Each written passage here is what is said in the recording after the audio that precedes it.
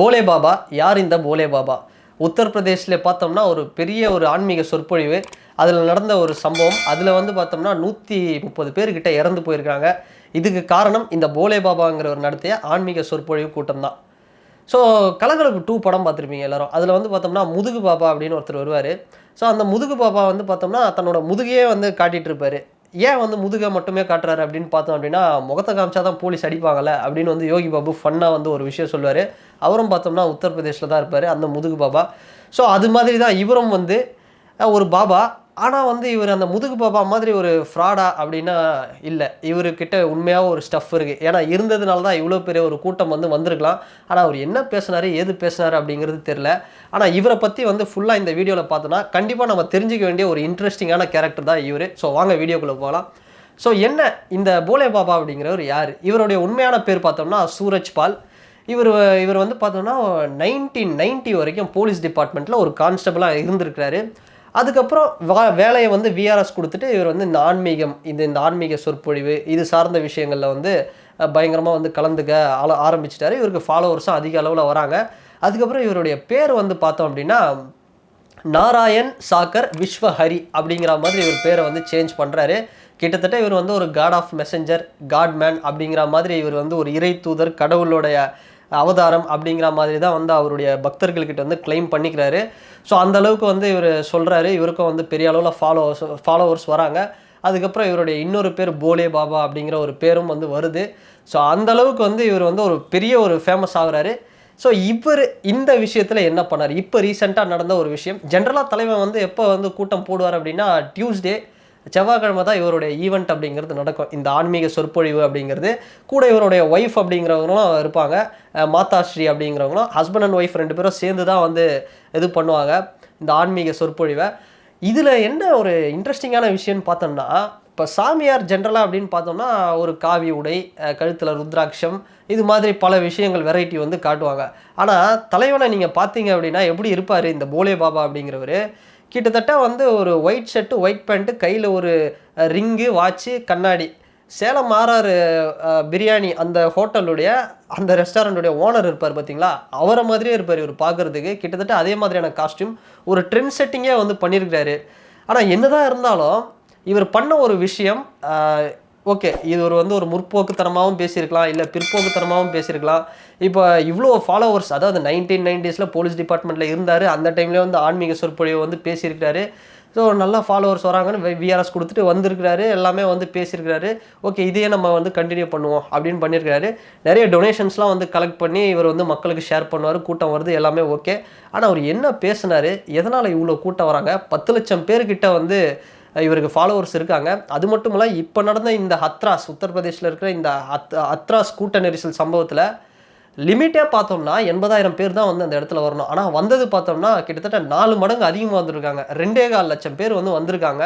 So இந்த கூட்டத்தில் இவ்வளோ கூட்டம் வந்து ஒரு மனுஷனுக்கு வருது அப்படின்னா கண்டிப்பாக வந்து இவர் சில விஷயம் ஏதோ வந்து இவர்கிட்ட ஒரு பாசிட்டிவாக இருந்திருக்கலாம், சில விஷயம் பேசியிருக்கலாம், இல்லை ஏதோ ஒரு பிரெயின் வாஷ் பண்ணுற மாதிரியான ஒரு மக்களை வந்து வேறு மாதிரி கொண்டு போகிற விஷயமாகவும் இருக்கலாம். ஆனால் அவருடைய பக்தர்கள் சொல்கிறது என்ன அப்படின்னு பார்த்தோம் அப்படின்னா, இவர் நடந்து போனால் அந்த மண், அது வந்து காலேடு, அதை எடுத்து நெத்தியில் வச்சா, இல்லை அதை வீட்டில் வச்சா நல்லது நடக்குது, அதனால தான் இவர்கிட்ட வந்து போகிறோம் அப்படிங்கிற மாதிரியும் சொல்கிறாங்க. ஸோ இவ்வளோ பெரிய ஒரு சர்ச்சை, இவ்வளோ ஒரு பெருமையாகவும் இவரை பேசுகிறாங்க. பாசிட்டிவ்ஸும் இருக்குது, நெகட்டிவ்ஸும் இருக்குது. ஆனால் நடந்த விஷயம் இவ்வளோ வந்து பாசிட்டிவ்ஸ் நெகட்டிவ்ஸ் இவர் மேலே வந்து நிறைய இருக்குது. ஆனால் இந்த ஒரு சம்பவம் அப்படிங்கிறது இவர் தான் வந்து முழுக்க ஒரு ரெஸ்பான்சிபிலிட்டியை எடுத்துக்கணும். ஏன்னா இது இப்போ நேற்று கிடையாது. இதுக்கு முன்னாடியே ஒரு 6-7 வருஷம் முன்னாடியே இவர் ஒரு பெரிய கூட்டம் நடத்தும் போது அந்த இடத்துல 6,000-7,000 பேர் வந்து கலந்துக்கிட்டாங்க. அப்போல்லாம் வந்து சோஷியல் மீடியா பெருசாக இல்லை. அந்த டைம்லேயே பார்த்தோம் அப்படின்னா 2 பேர் இறந்துருக்கிறதா ஒரு ரெக்கார்டு வந்து இருக்குது.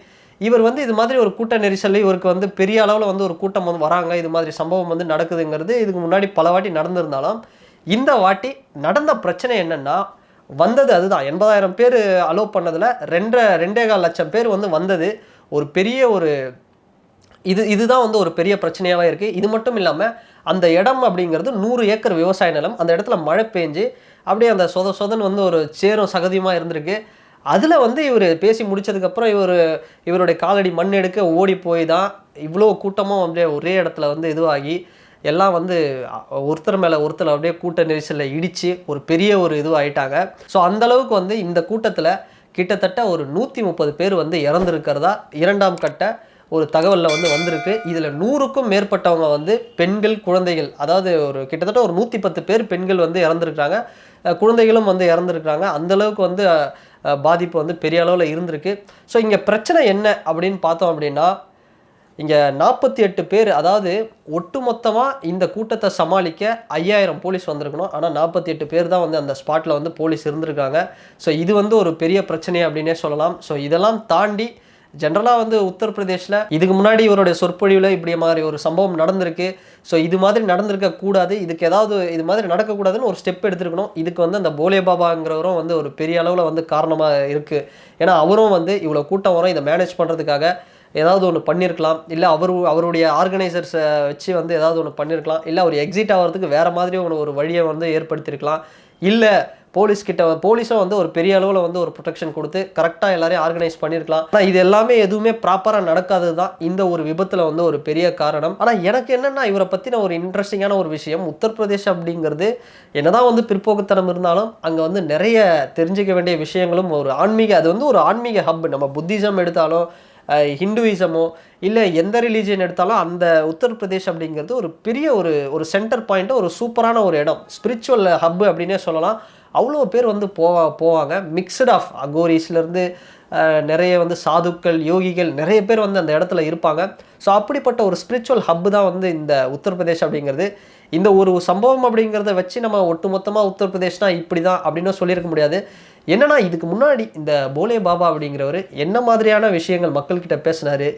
ஏன்னா 10 லட்சம் பேர் ஃபாலோ பண்ணுறாங்க, இவ்வளோ பெரிய கூட்டம் வருது ஒரு இடத்துல அப்படின்னா, இவர் வந்து என்ன பேசினார், இவர் என்ன மாதிரியான விஷயங்கள் இப்போ ஜென்ரலாக எடுத்துக்கிட்டோம் அப்படின்னா, இப்போ சத்குரு அப்படிங்கிறவர் பேசுகிறாரு. சில விஷயம் வந்து ஏற்றுக்கக்கூடியதாக இருக்கும், சில விஷயம் வந்து ஐஐடியில் போயிட்டு வந்து ஸ்டூடெண்ட்ஸ் எல்லாம் கேள்வி கேட்டாலும் அவர் வந்து கரெக்டாக வந்து பதில் சொல்லுவார். அது மாதிரியான ஒரு நல்ல ஒரு ஈர்ப்பு அவர்கிட்ட வந்து இருக்கும். சில விஷயங்கள் வந்து ஏற்றுக்கொள்ள முடியும், சில விஷயம் ஏற்றுக்கொள்ள முடியாதும் இருக்கும்.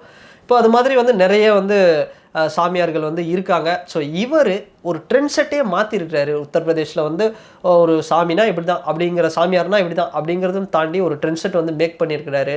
நிறைய விஷயங்கள் வந்து பேசியிருக்கிறாரு. ஸோ இவர் என்ன பேசினார், இவர் வந்து எப்படி இந்த கூட்டத்தை புல் பண்ணார், எந்த இடத்துல இவருக்கு வந்து ஒரு மிஸ்டேக், ஒருவேளை அதுக்கப்புறம் வந்து ஒரு கட்டத்தில் வந்து தன்னை வந்து ஒரு கடவுள் அவதாரமாக சித்தரித்து அந்த இடத்துல ஒரு மைனஸ் ஆச்சா, இல்லை இதெல்லாம் வந்து ஒரு கன்க்ளூஷனாக சொல்லணும் அப்படின்னா, இந்த போலே பாபா அப்படிங்கிறவர் யாருங்கிறத ஒன்று இப்போ அங்கே போய் வந்து உத்தரப்பிரதேசில் விசாரிக்க முடியாது. ஆனால் இவருடைய ஸ்பீச்சு, இவருடைய அந்த ஐடியாலஜி, இவர் என்ன மாதிரியான சொற்பொழிவுகளை வந்து மக்கள்கிட்ட நடத்தினார், குறிப்பாக வந்து இவர்கிட்ட ஏழை எளிய மக்கள் வந்து வராங்க. இவரும் வந்து பார்த்தோன்னா ரொம்ப ஏழை குடும்பத்திலேருந்து தான் கஷ்டப்பட்டு வந்திருக்காரு. ஸோ இதெல்லாம் ஒரு கன்க்ளூஷனாக நம்ம பார்க்கணும் அப்படின்னா, இவரை பற்றி இன்னும் கொஞ்சம் டெப்த்தாக இவருடைய அந்த ஆன்மீக சொற்பொழிவெல்லாம் கேட்டால் மட்டும்தான் தெரியும். அதுக்கப்புறம் இவர் எந்த இடத்துல இவர் வந்து மைனஸ் ஆச்சு, ப்ளஸ் ஆச்சு, இதெல்லாம் பார்த்தா மட்டுமே தான் ஒரு கன்க்ளூஷன் வர முடியும். ஸோ எதுவாக இருந்தாலும் இந்த 130 பேர் இறந்ததுக்கு போலே பாபா அவர்கள் பொறுப்பெடுத்து தான் ஆகணும். அதே மாதிரி அவருடைய அந்த ஆர்கனைசர்ஸ், அவங்களுடைய இந்த அலட்சியம் வந்து ஒரு பெரிய காரணம். இதோடு சேர்த்து அங்கே இருக்கிற வந்து அந்த போலீஸ் பாதுகாப்பு வந்து சரியாக வந்து கொடுக்காததும், இது மாதிரியான விஷயங்கள், இது மாதிரி இவ்வளோ கூட்டம் வரும், இது மாதிரி நடக்கும் தெரிஞ்சே வந்து ஒரு லேக்காக விட்டது. இது ஒரு 130 பேர் இறந்தது. கண்டிப்பாக வந்து ஒரு ஆக்ஷன் எடுத்தாகணும். இது வந்து ஒரு வருத்தப்பட வேண்டிய ஒரு விஷயம் அப்படின்னு வந்து சொல்லலாம். ஃபைனலி இந்த சம்பவத்தை பற்றின உங்களுடைய கருத்து என்ன அப்படிங்கிறத இந்த கமெண்ட் செக்ஷனில் வந்து பதிவிடுங்க. அண்ட் இந்த வீடியோ உங்களுக்கு பிடிச்சிருந்ததுன்னா லைக் பண்ணுங்கள், ஷேர் பண்ணுங்கள், கமெண்ட் பண்ணுங்கள், சப்ஸ்கிரைப் பண்ணுங்கள். அண்ட் வேறு ஒரு வீடியோவில் வேறு ஒரு கண்டென்ட்டை நான் உங்களை பார்க்குறேன். பாய்.